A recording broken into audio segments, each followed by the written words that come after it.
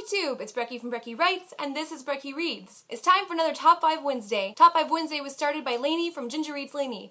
I will leave her channel and the Goodreads group in the description below. This week, Top 5 Biggest Book Hangovers. My top 5 biggest book hangovers ranges from a lot of different kinds of book hangovers. From hangovers because I had so many feels that I just couldn't deal, to being so frustrated and angry with the books that I didn't want to read anything else, and I wasn't willing to trust writers again. My number 5 biggest book hangover, City of Glass by Cassandra Clare. City of Glass is the third book in this 6-part series, and this book ends the first trilogy. The Mortal Instruments is made up of 2 interlocking trilogies, and this is the end of the first one. If I'm being honest, I had so many feels and I was full of so much anxiety as this book came to an end, and I knew that there were 3 more books in the series, so this book couldn't really resolve everything, that I just was totally hungover. In fact, I've only read the first 4 chapters of The City of Lost Souls, which is the next book in the series,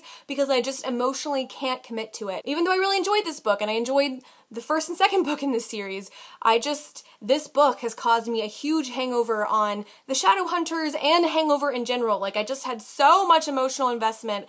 And this book, man, this book. My number 4 biggest book hangover came after reading John Green's The Fault in Our Stars. I suspect that this book will probably be on a lot of lists because this book is all about the feels. Right in your heartstrings and making your ribcage want to explode and making you feel things, and I don't really like to feel things, and this book made me feel all the things. Now, I really enjoyed The Fault in Our Stars, and I generally don't read YA contemporary or contemporary of any kind, and this is a really well-written book, and it's a sad book, and it's a sweet book, and it's a beautiful book. But after I read this, I had to step away. This book made me want all the hugs, and I just needed to hug people, and I wanted to curl up into a little ball and feel things, good things and sad things and hard things, and this book just, all the feels. My number 3 biggest book hangover will definitely have to go to Dreams of Gods and Monsters by Laini Taylor. Now this one I had to take a break from reading because of how disappointed I was.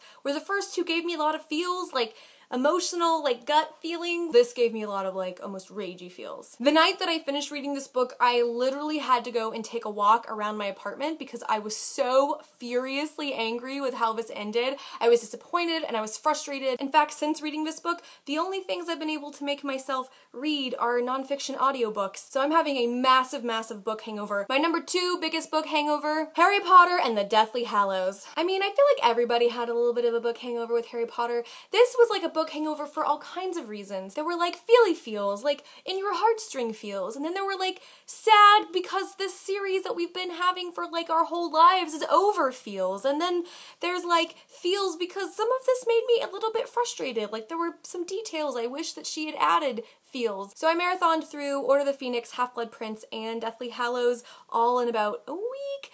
And by the time I got to this book, with everything that happens, the Battle of Hogwarts, just sort of all of it, I was so emotionally drained in the best way. I was sad, I was happy, I was relieved for them, and mostly I already was missing them. I mean, Harry Potter came out when I was in middle school, and I didn't finish this until after I graduated from undergrad and was already in graduate school. We're talking about decades of my life were devoted to reading Harry Potter books and watching all the films. There's just so much of my life that was wrapped up in reading Harry Potter that this was a huge, huge, huge book hangover just because of the emotional investment in this series. I don't think I've ever been as emotionally invested in a series as Harry Potter. I don't think many people can be. I mean, this is a huge book, but also this series spanned so much of our lives, and when I finished Deathly Hallows, I wanted to curl up in a ball and cry. I wanted to talk to everybody I knew about it. I didn't want to read anything else. I didn't want anything to touch my final memories of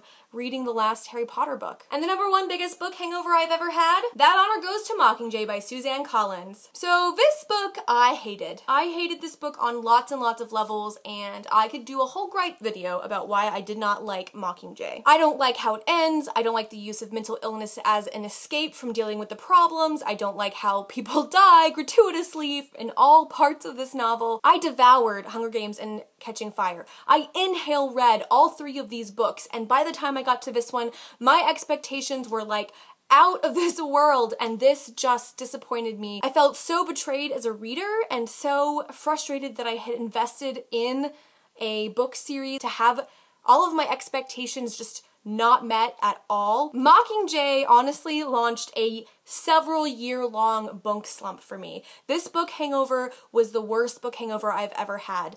I read this book my first year of graduate school, and I probably didn't read another novel. Yeah, I don't think I read another novel that wasn't a reread or a novel I had to read for like a class. Probably for like 3 or 4 years. Years, people. Years of my life. I just couldn't bring myself to trust authors because I felt like my trust was so betrayed by this book. Now that is definitely a personality quirk, and lots of people loved Mockingjay. I took the end of this trilogy so hard and how this book ends so hard that, like, yeah, biggest book hangover ever. So what are your biggest book hangovers? Has a book that you've read ever caused you to like not read for a really, really long periods of time, like months or even years? Did any of the books that I mentioned cause you a book hangover? I suspect Harry Potter and maybe A Fault in Our Stars might also have had similar effects on other people. Let me know in the comments. I'd love to hear what you have to say. Have a great week, and I will see you guys soon. Bye!